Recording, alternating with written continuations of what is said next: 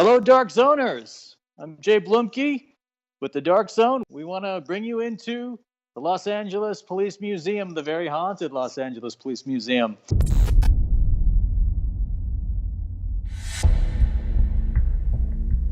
The LA Police Museum opened in 2001. This was an actual active police station. It was built in 1925 and it was in service until 1983. Here at the museum, we preserve and collect and tell the history of the Los Angeles Police Department. And so my job is to preserve all of those documents, whether it's written, oral, or some of the artifacts that we collect. There have been some very significant cases that come through this building. The notable one would be with the Charles Manson murders. That's a very extensive collection that we have because you have 2 murder scenes. The Sharon Tate murders out in West LA, and then here in this division was the second set of murders, which was the LaBianca family. Marilyn Monroe would be another. We have everything associated with her death and all the records. Elizabeth Short, also known as the Black Dahlia case. It is still an open case, and it's in the cold case files.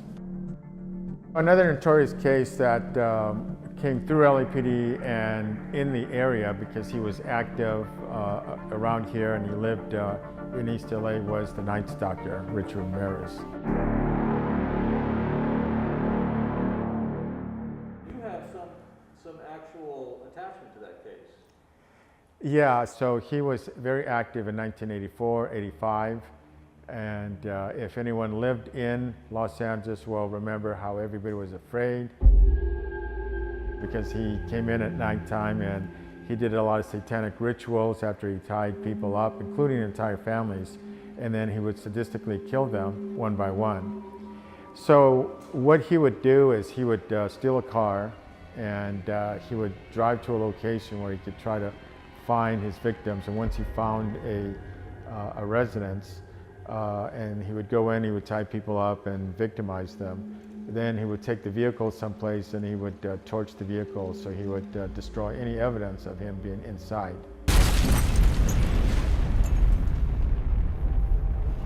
I was working in West LA at the time, and I was working the graveyard shift. And my partner and I see a suspicious vehicle. We pulled it over, ordered Richard Ramirez out, and at that time we didn't know who he was.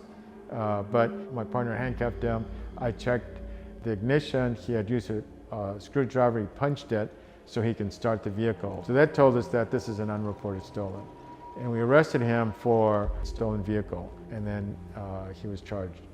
At the police station, I sat him down, I took his photo, and then I took him in, fingerprinted him, and booked him for that crime. So August of 1985, he had committed, I think, his second or third murder. Again, he torched the vehicle, only this time we got his thumbprint, which matched the prints that I took, which then brought up his recent photo. So they used that for the wanted poster. People recognized him, and that's when they charged him and attacked him and were able to finally arrest him.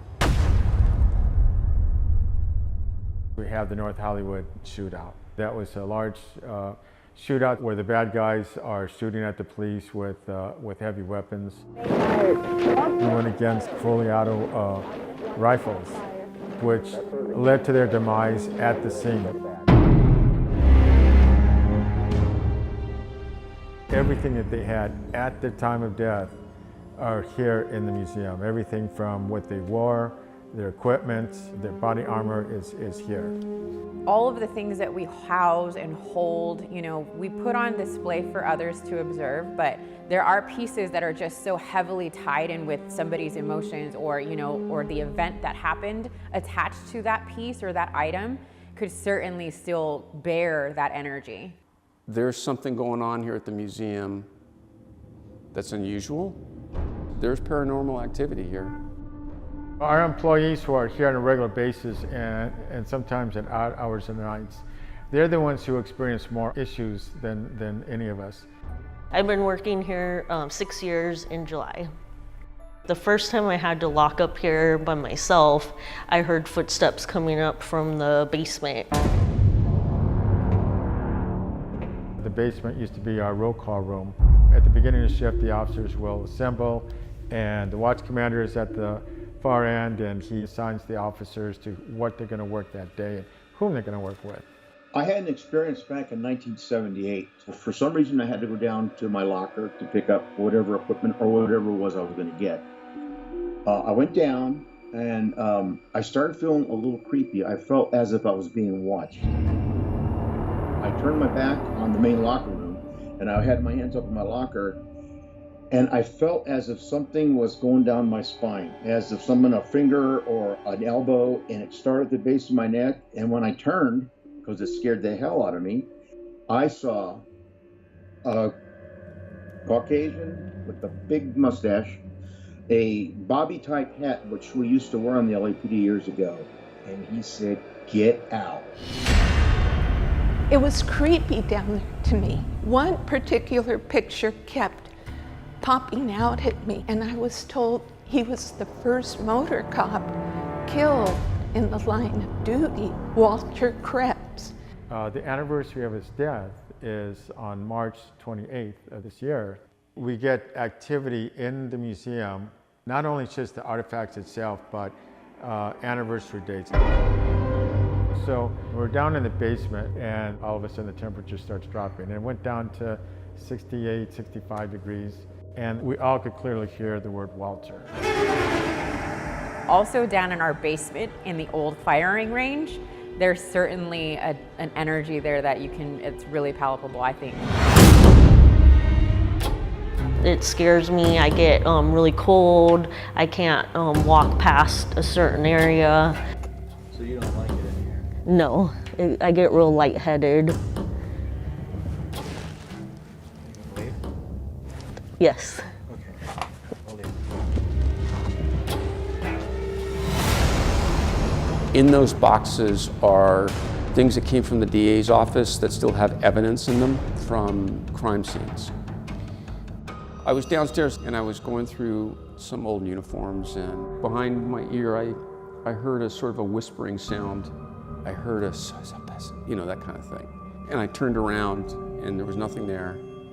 And I walked out of the room and I came back upstairs just so I could sort of gather my thoughts about it. The second floor was more the administrative. That's where the captain's secretary, the captains, and all that would be. I've heard footsteps. I see shadows all the time. We hear a lot of knocking.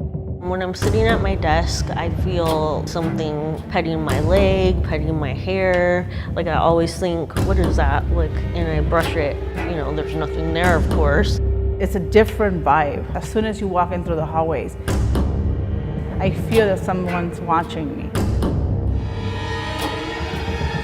I was in Misha's office, and I hear a lot of doorknob movement. We get up every day thinking someone's trying to open the door, and there's nobody there. Since COVID, it's just been her and I, and so she has a full access to the hallway. And she tends to do this, and she's like, just saw something like passing by. And that obviously, it's pretty eerie. This SWAT mannequin, I always noticed because I have a direct eye line from my office. He was in a certain position, standing up more. And we came back in the morning and he was leaning against the wall. I was wondering if he just got jostled and just kind of fell over, but the thing that was extra weird is that his whole face was turned the opposite way of what it normally was. We have two cell sections. One is the misdemeanor, and the other one is the felony, which only has 2 cells. When it was an active jail, we had one individual who committed suicide. When I walk through there, I immediately just get this cold shiver down my spine. Right when I walk through there, and when I walk out, it's over. It's ice cold in there. It could be 110 degrees outside, and you walk through there and it's icy. This floor used to be our detective section, the squad room. Pretty much most of this floor, I get the creeps through when I'm by myself. I believe that there's a lot going on in the North Hollywood Shootout exhibit. The presence in there, I cannot explain to you. It feels like something is just in there and watching the whole time. You look at those mannequins, their eyes penetrate you. We have a clip of a very weird voice at 3:43 a.m. in the morning.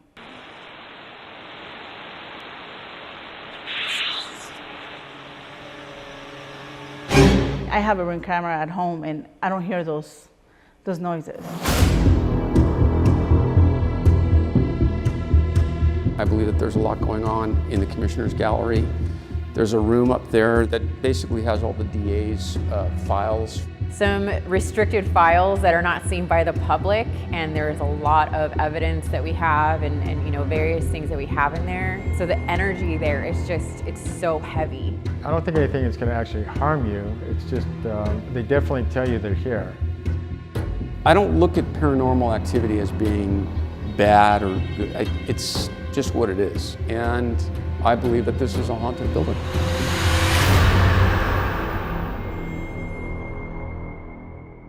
So, who do we have with us?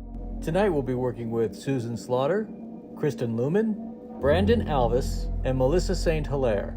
But to get things started, we'll have an employee of the Los Angeles Police Museum, Misha Walden, show us where she's experienced activity. So this is our conference room. This is where the roll call room was, but right now we use it as our conference room. And then we also have a lot of paranormal experiences down here. Here's the picture of Officer Walter Krebs, and he was killed in the line of duty. And he was a motor officer, and we've captured his spirit down here a lot. Was this the room that we also see a photo of some violet light as well? Yes, the violet orb. Yeah. Mm-hmm. It was right over there. Okay. I don't understand, these were the lockers at one time right here, right? Over here too. I'll show you. This is lockers for the officers' guns. Okay. And this is our kitchen now. So they would store their guns in there. Have you had any activity in this area as well? Mm-hmm. Okay. Yeah. And you believe that it's all Walter? Yes. He's in his locker room, and somebody touches him in the back, and he flips around, and he sees a guy with a big bushy mustache. He says, "Get out." Now, we see the photograph of Walter.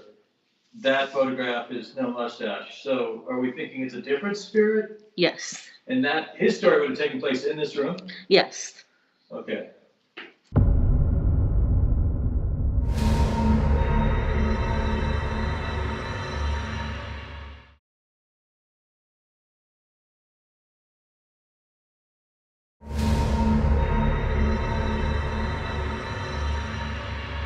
I'll take you to the room that I've had experiences in. And this holds our archives.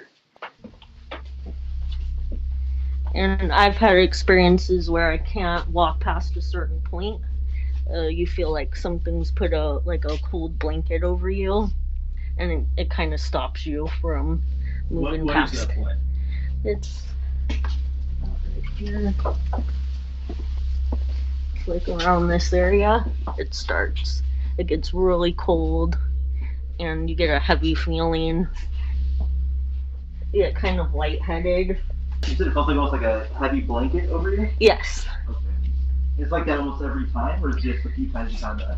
It's like that mostly every time. I also had an experience that first time that I came here, the first time we met. And I mean, I'm looking up and I'm curious if maybe we take some readings in here. This is an old building, but like even now and last time, I get the same sensations that everyone reports. Like just standing here right now, I get like kind of jittery. Like my voice feels like shaky, my stomach feels shaky, my hands feel shaky. So I can relate. Is that someone out there? Or did you hear it? Weird noise. That sounded like an animal or something. Yeah, that's what So it was like right down that same area we were just at. Misha, does that sound like anything familiar to you? I haven't heard that sound before. Do you guys want to go check it out? Might as well take a look, huh? But what's in these boxes right here? Do you know? It's archives. Archive book, yeah. Yes. Well, now where Brandon will be. Never lose Brandon. We also have another camera here, right? Yeah, this one's live as well. Okay. So that was rolling. So if anyone was listening, they probably hear that, right? I mean, they had to hear it on the audio. I mean, that was so loud. We all heard it, yeah. It was that, I don't know what that was. It was hard to do.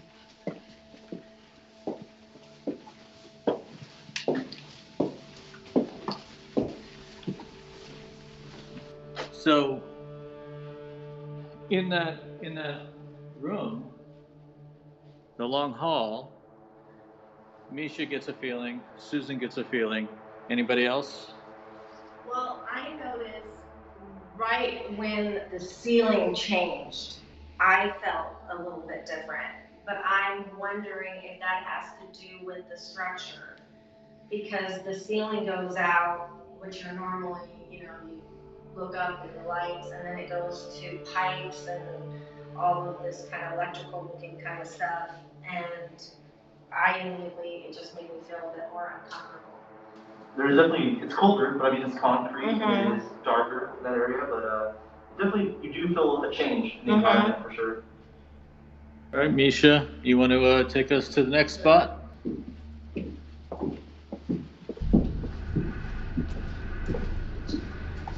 This is the misdemeanor holding cells, and we've gotten a lot of activity here too. I believe we've captured some orbs, and one of our volunteers, Lori, got touched on the head while we were doing an investigation here with Dead Horse.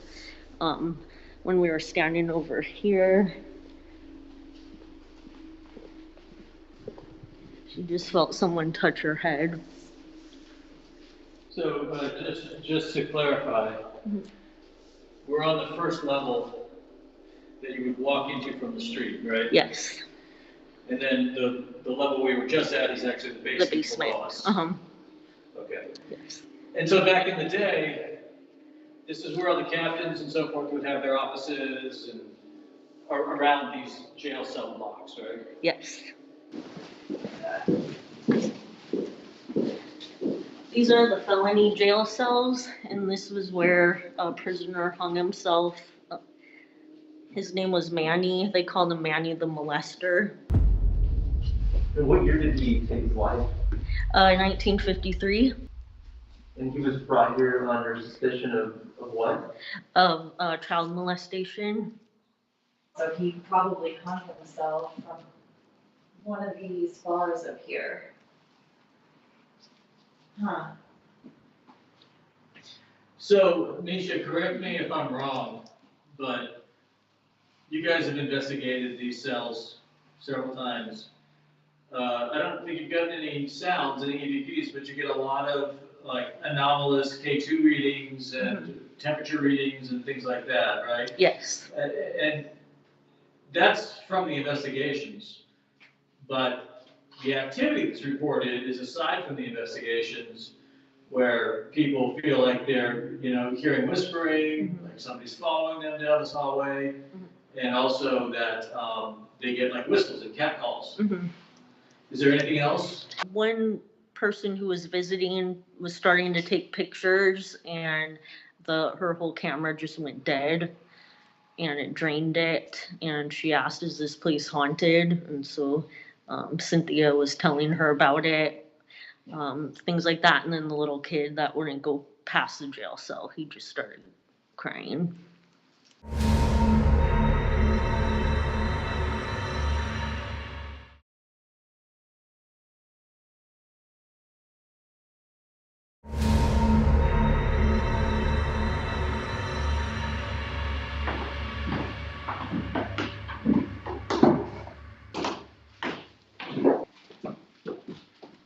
This is our main exhibit area. We have our canine exhibit here. Our Adam 12 exhibit is one of our newer exhibits. And what happens up here? We've gotten a lot of orbs, footsteps, and over here in the uniform gallery, we've captured orbs. In this room. And we've also thought we made contact with Chief Gates, Daryl Gates, that his spirit might be in here. How did you feel his presence here? Spirit box. Spirit box. Yes. So just mainly orbs and the spirit box kind of activity in this area? Yes. Okay. This was a case of a kidnapping of 2 police officers, and one of them was killed, Ian Campbell. And so this room's dedicated to that case. You do get a heavy kind of feeling. And that heavy feeling that you guys experience, is it all the time or just periodically? It's kind of all the time. It's a sad feeling. Where to next? Jane, you said you had a strange feeling in this room. I'm calling you out on it. You're being all quiet over there. And I remember when we came here, he was like, I don't know about you guys, but it's the onion field room that does it for me. So tell me, what does it for you, Jay? You know, I as most people know, I don't feel anything ever. I have no experiences except for a couple. But when I came here the first time and walked around in every room, so the rooms that I thought would kind of freak me out did not. But when I came into this room, I don't know what it was, but it sticks with me. You know, I'm not going to say it spooks me out because it doesn't really spook me out, but I remember it. And it's a room that it's like the one room that sticks with me when I walk out. And I don't know why. I think that mannequin over there has something to do with it. You know? He's a ballistics dummy, right? Yes. And that was evidence that was in the case. But yeah, this room it's the only room in the whole museum that makes me feel like if there's a haunted room, it's this one. But people don't really have any stories about this room, except for they get a kind of a sad feeling. Thank you for calling me out. And this is the North Hollywood room where we get most of our activity. There's a live camera on that one too. Okay, I can see why people are uncomfortable around these 2 guys. This is all the original clothing, right? Yes, This is it's it. all the original clothing, I think. So this has been the most activity we've gotten in this room. They've said their names through the spirit box. We've gotten K2 meters, readings, and we felt them during investigations come out of, like, their ghosts come out of the display case and kind of move around the room around us, and we've captured their orbs on camera. Okay. Okay, when you say that you felt like they came out and moved around you, was that a feeling, or did you hear footsteps, or what made you feel like they were around you?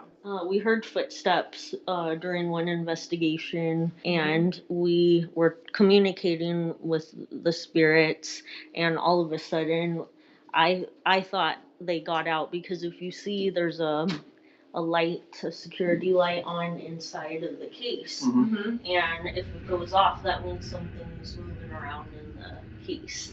And it went off for a long time, and I said, I think something's moving out of there. And then all of a sudden we heard footsteps run down the stairs. Oh wow, so it's kind of like a motion detector in there? Yes. And that case looks pretty sealed shut, right? Yeah. It's not like doesn't seem like it's easy for a moth to get into, or. No. And then when I also noticed like big shadows behind people while we were doing the investigation. That wasn't their shadows, and that was pretty intense. And what did you say? I don't know if you've told them yet, but the eyes. If you watch them, it seems like their eyes follow you. And at first I just thought it was playing tricks on me, but a bunch of people during the investigation noticed it too. And their eyes really followed and changed. And a medium was with us that time, and she said they were playing party tricks with their eyes on us. Well, that's not creepy or anything. Yeah, I literally, when we were just all staring at them, I literally physically got the chills, like down the spine. Yeah. It is a very creepy sort of setup with the eyes and the mask. Are the shell casings original too? I believe so. Wow. So I interviewed a man who was part of this. We didn't get a chance to use his interview. He was one of the officers who responded, and he said that the blood that's on these clothes is their blood. Right? These clothes were what they were wearing, and they put them on these mannequins. You can kind of see, where's my finger? Right here, there's like a stain. Look at this arm over here. Yeah. See that? And there's the bullet holes right there. Right next to the harness. Yeah, and then he got shot on the legs too. So look, you can see the bullet holes in his pants. That's where he bled to death from. Jeez. This guy's got something. Well, wait a minute. Was that the one who got? That's right there. Was that Emil or is that Larry? That's Larry. Okay, so Larry is the one that killed himself. Mm-hmm. Okay, so Susan, Okay, this is the guy. Yeah. Yeah.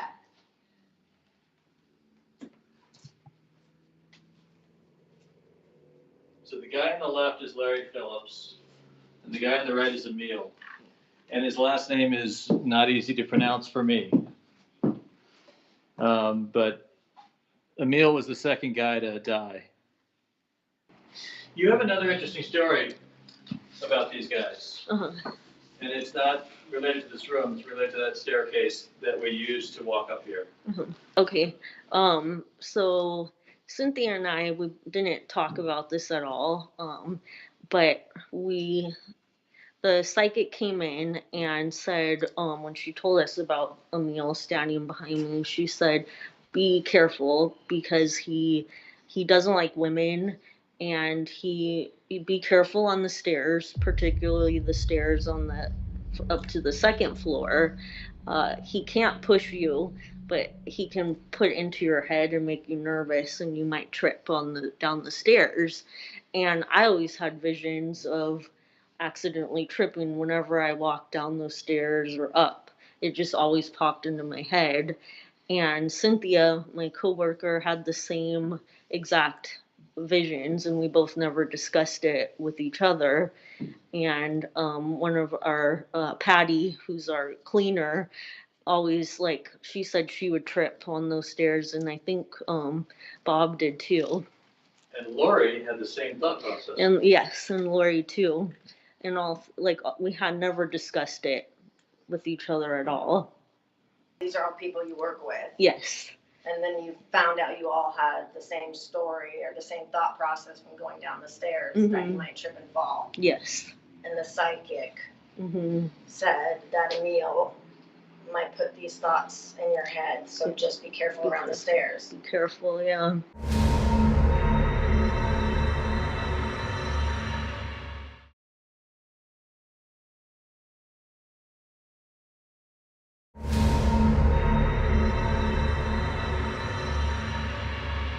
All right, let's head up to the top level.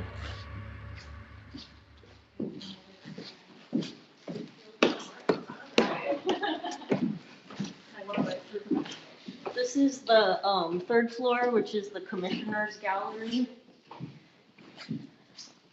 And this floor, we get some activity right around here. So, why is this area a good area to investigate? I think because we have evidence that we can't talk about, but that brings a lot of energy to this area.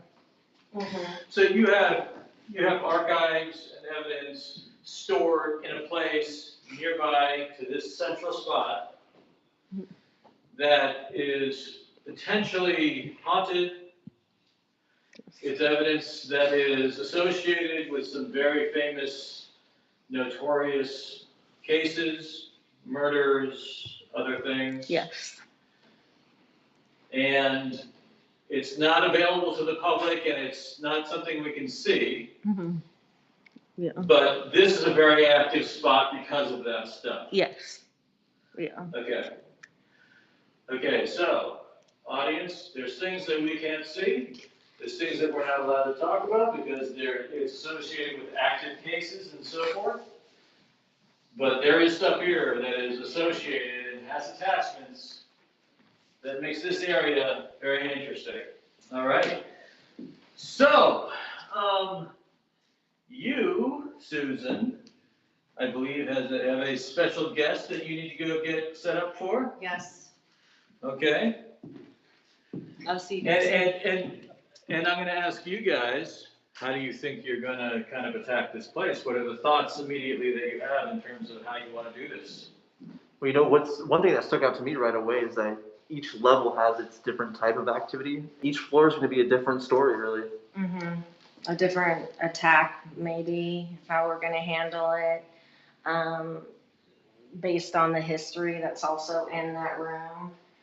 But yeah, I'm really excited to see what we get in the way of EVPs too. Especially with the motion detector over there in the North Hollywood Shootout area. That's going to be something that's going to be interesting. This area with the orb, something we can try and recreate that, but we can also get the EMC's camera out, the photon camera, see what we can do with that. I love that you have the photon.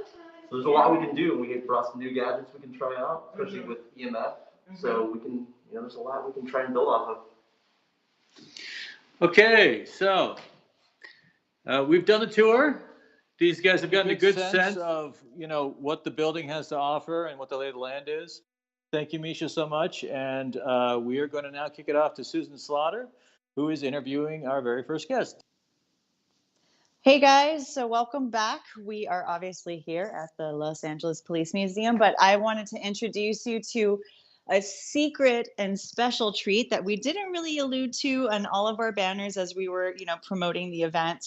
That was mostly because we are working with Melissa St. Hilaire. She is a psychic, medium, intuitive, and so we didn't want to give her too much tags and things on social media because we kind of wanted to keep her in the dark. Obviously, you see where you're at now. This entire time, she was waiting in the car outside. So I'm glad to finally take you out of there and bring you on tonight's investigation. She's going to be a member of our team. And we're going to be focusing on a more intuitive investigation for our very first night here at the Los Angeles Police Museum. And to guide us down that path of investigation is Melissa. Thank you so much for joining us here at the Dark Zone. Oh, I'm so excited to be here. You have no idea. I want to introduce you to the rest of the team over here. We have Brandon Alvis and Kristen Luman. Let's do it. All right, so follow me, I guess. And whenever you feel anything, just let us know. I should tell you when I first pulled up and sat outside, I got chills through my entire body as I started to walk a little bit close to it, and then I was like, oh geez, okay, this place is wicked haunted. Oh, yeah. Now inside here, I'm not getting. Oh, hold on. Okay, that might be just the elevator because I feel something cold right there. Yeah. So yeah, but this is what we are talking about over here.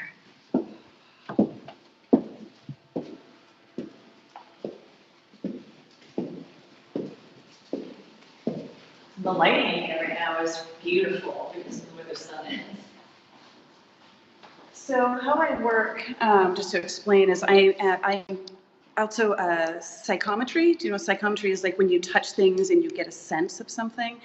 And it's also called clairtangency. So I like to touch things a lot, which sometimes drives people crazy. Is it okay to touch things here?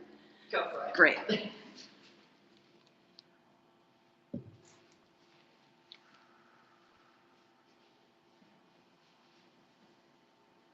Wow, this just feels unbelievably sad in here. There's a sense of just like someone having given up on life, like just really, really just incredibly depressed. Do you want to bring that tool in here? Yeah, let's give it a shot. Kind of just set it right here and. Oh. Oh. Yeah. Now, the interesting thing about psychometry is that sometimes you get an actual haunted object, and in which case there's like a spirit or an entity in the object. But other times you just get an echo of something, so the actual object isn't haunted. It's just sort of a residue left over by, whatever event occurred or whatever entity touched the thing.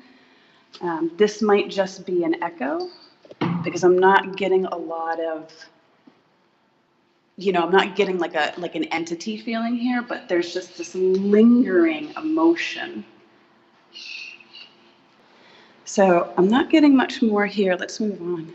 Sure.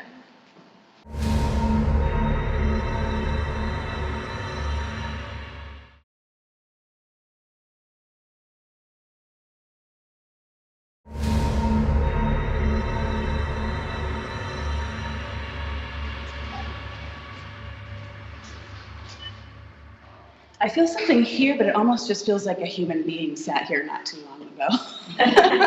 So it's feeling a little warm. Yeah, but it's not so much warm as it is just that it feels more like a living energy.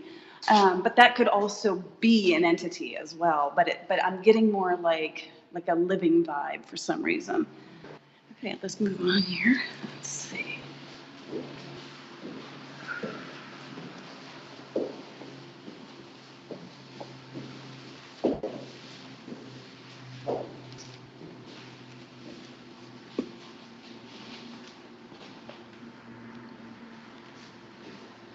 This is strange. I just immediately heard in my head blood here. Now, I don't know exactly what that means. I don't know if you want to put a gadget over here. I'm just kidding. We just had a jump right over here. Like, I honestly wouldn't be surprised if someone died here, because there's a really strong sense as if a pool of blood had been in this location. Oh, like a long time ago, though.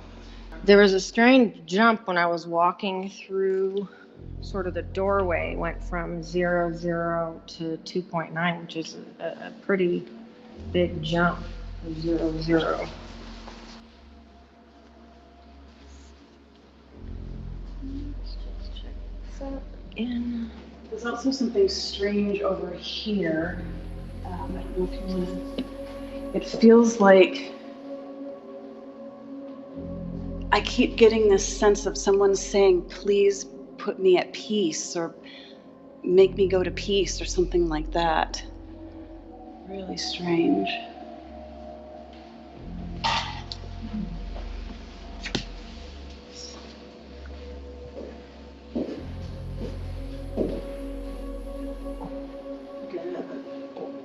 Just like a tiny little, no EMF spikes, but a drop, but a very slight drop in temperature. That seems to be consistent with that area. Yeah, there's something here, and there's something about this iron bed as well. There's a lot of strange energy in the iron bed. Now, iron usually neutralizes spirit activity, and there's this idea that when you're doing seances or what have you, that if you have iron, you kind of just want to like let it stay. You don't want to move it around too much because it can direct and move energy. But this feels really funky to me.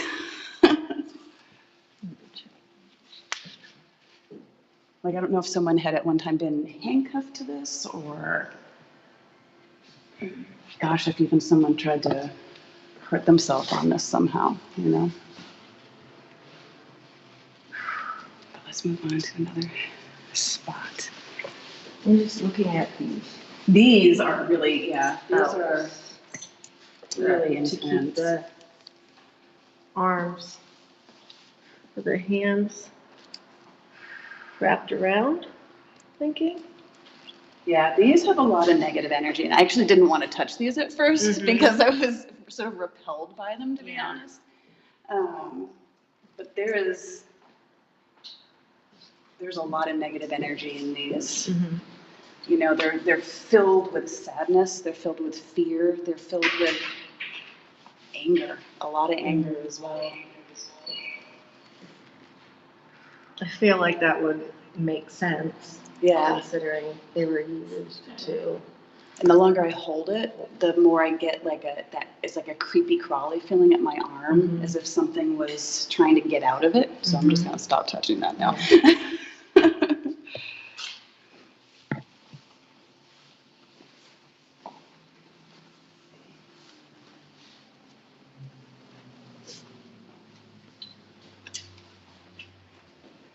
Whew, okay, this room immediately makes me feel seasick and a little sick to my stomach. Typically that seasick feeling, wow, it's really strong right here. Like it's making me kind of shake a little bit. So that seasick feeling is something that happens a lot during seances when spirit enters the space. You know?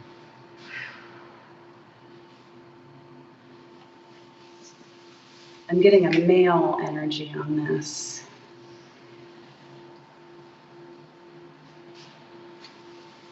Baseline is staying 0, 0. I don't know if you want to try it. Temperature there. Just minor changes. No changes. Yeah, just minor little.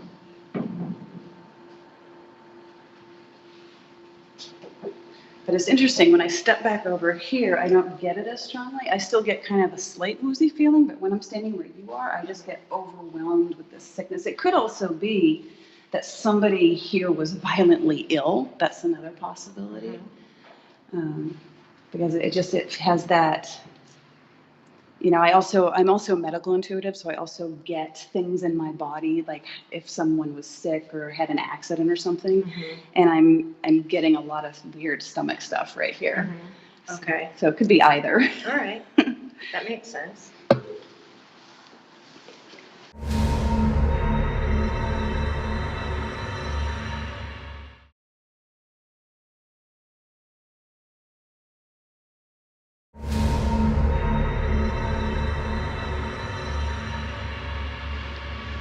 Where to next? Okay, there are more places. Okay.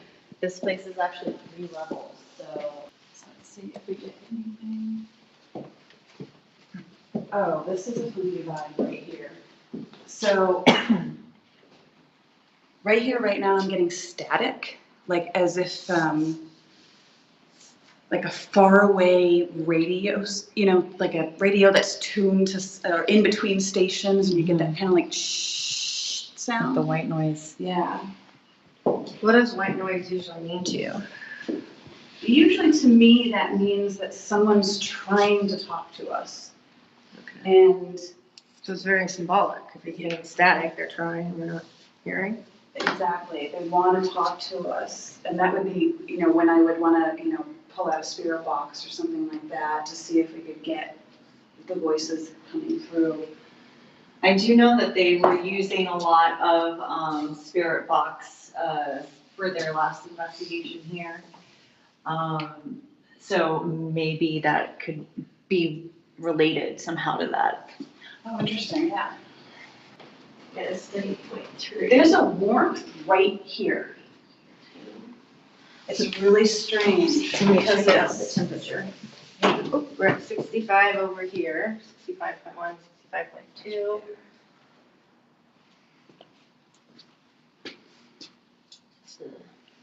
Raise a little, 65.3. just a tiny, tiny bit.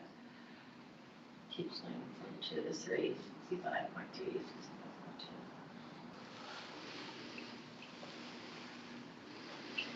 65.2. This room feels way different than the other jail cells.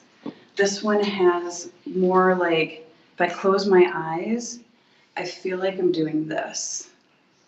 It has a really, so that dizziness that you felt, I'm getting that right here really strongly. And it feels like I'm also getting a chest pain, or, not an actual chest, but like a sensation of a chest pain.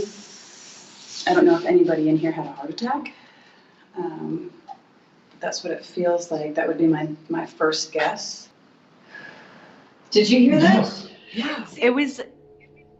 I heard like a yes. Yeah. See, I looked at you and your eyes were like right here. You freaked me out when I looked at you. Your eyes were like this. I was like, you heard it too. Same disembodied quality, everything. The whole time I've been hearing it was the same thing. When I put my hand here, there's a strange feeling coming through this bed. And it has like a heartbeat feeling, but it also has like just like something is moving in there. And it's really, really peculiar. Very particularly right here. I can feel it. Did you hear that again? Yeah. I just want to be quiet for a second. Yeah.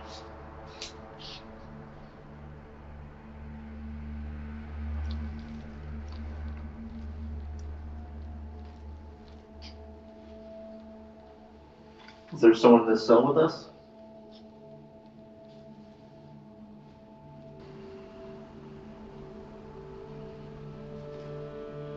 Should we play tag?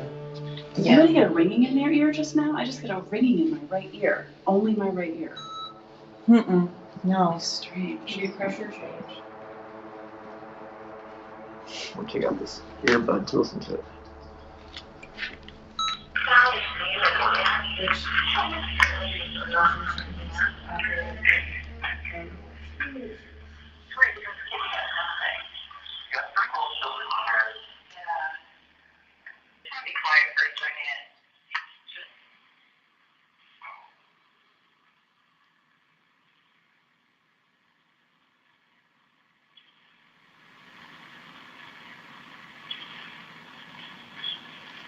Whoa, that's something. That's kind of what we're hearing in our headsets. Okay.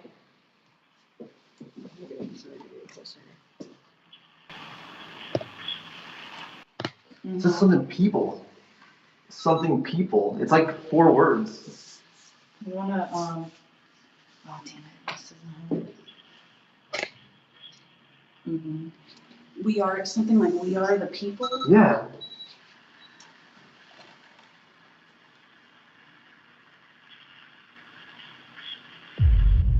We are people? You hear that, right? We are. That's what we're picking up on our headsets. Yeah. I just get chills through my That's exactly what we were hearing. So what are you hearing?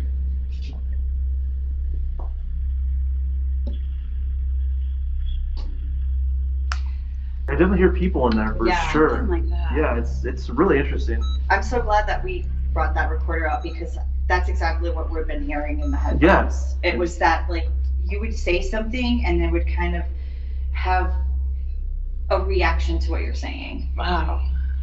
We'll say it one more time. We'll keep listening too.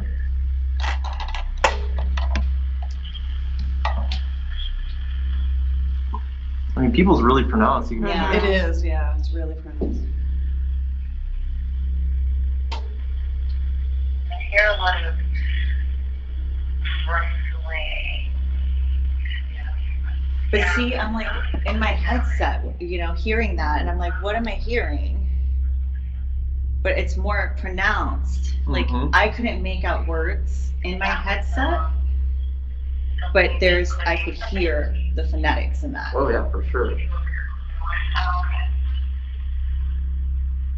That's fun. It's not even dark yet. No, they really want to talk. Yeah, I love that. And I don't know if you heard it, but right before you said there was a lot of rustling, I thought I heard the word time right before you spoke.